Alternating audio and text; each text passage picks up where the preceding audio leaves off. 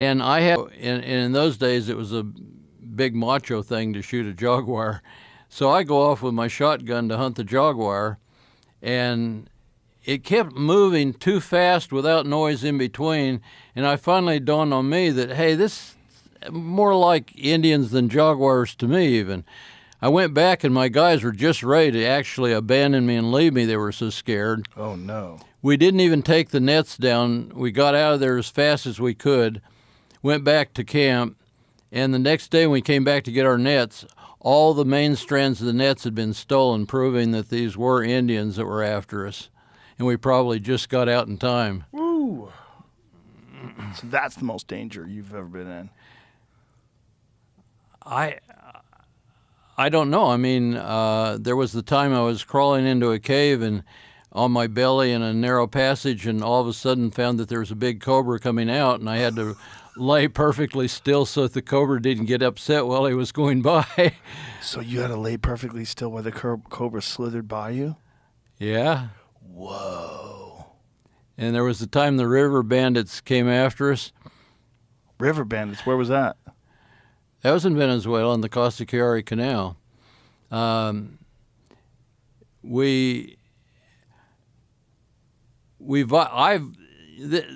We're getting into stories that probably ought to be told at another time when we're not distracting from bats. But No, they're fun. We could go back to bats. to put a long story shorter, the Costa Chiari Canal is the world's longest natural canal, and out in the middle of it, there are just no humans around. And we were camped out there collecting for the Smithsonian. But I carried a lot of small cash to do business when I did come to where there were villages. The small cash was hidden in false bottoms of trunks. The way I got the cash, we were funded through a military grant, and anybody that knows anything about the military knows they've got every restriction under the sun on their money and accounting for it.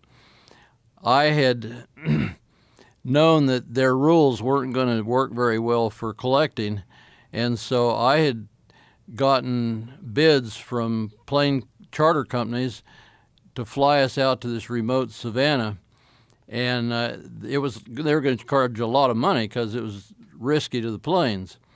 And so I got the military to send the money to the Bank of America in Caracas, and then this was time when you had machine guns at the door of every bank, and I mean it was a dangerous time in Venezuela, period. Well, we pretended to change Christmas gifts, and that's how we got our money into small change and took it back to our hotel.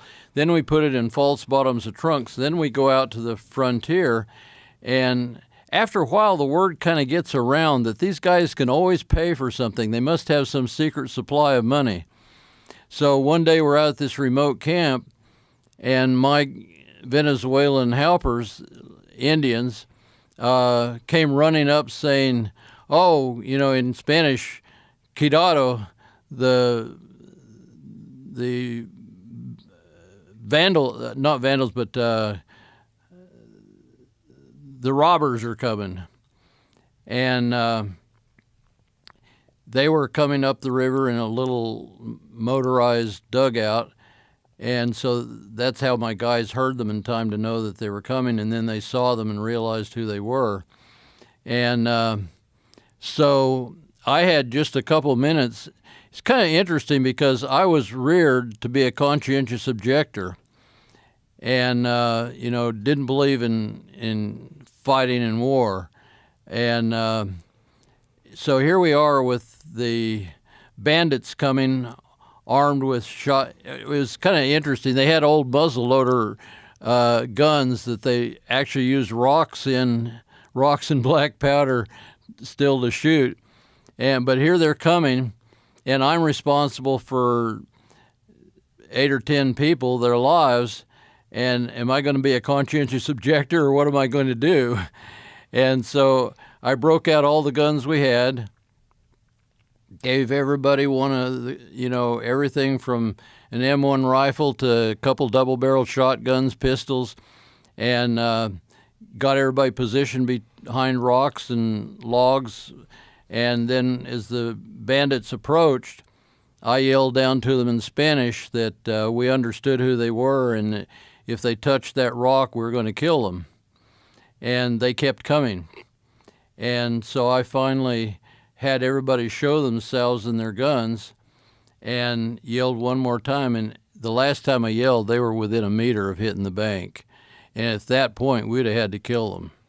Whoa. But they finally, at the last minute, when they saw they were outgunned and that we had the upper hand, they backed up and went off. That ought to be hair-raising. It was. Ooh. But I learned a lot about my conscientious objector ideas. You're ready to abandon it. Well, I mean, what are you going to do? You're going to let good people die just because you don't believe in firing a gun at a human? Yeah, that's a good point, right? Yeah. A very important lesson to learn, right? Yeah, it was an important one for me. Boy, you've had some pretty amazing experiences just studying bats around the world. It's been a wild life, I bet, huh? Well, I've never chosen to get myself into big adventures, but The adventures chose you. one of my all-time favorite things to do is to go places where almost nobody's ever been. Like when I went out to see the Shamatari Indians, I had to hike 46 miles across country from the last Yanomamo village to get out there and see them.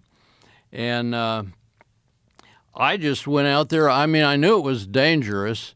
How dangerous, I didn't know, but I just was driven by curiosity. Here's a once-in-a-lifetime opportunity to see a group of people that have only seen two other outsiders in their whole existence. And it was just so much fun going out there and experiencing that kind of thing. But I certainly got into high adventure while I was out there. Yeah, that sounds amazing. So you got to hike. How long did it take you to hike 46 miles to get to them? Well, we did it in a day and a half. I had a 40-some-pound pack. We went extra fast because I did not know when we started on the trip that the reason these two Shamatari came out to visit our Yanomamo group because they were looking for allies in a battle. They were expecting to be raided by another tribe. Whoa. And I didn't know this is why they were there. But when I asked through my interpreters,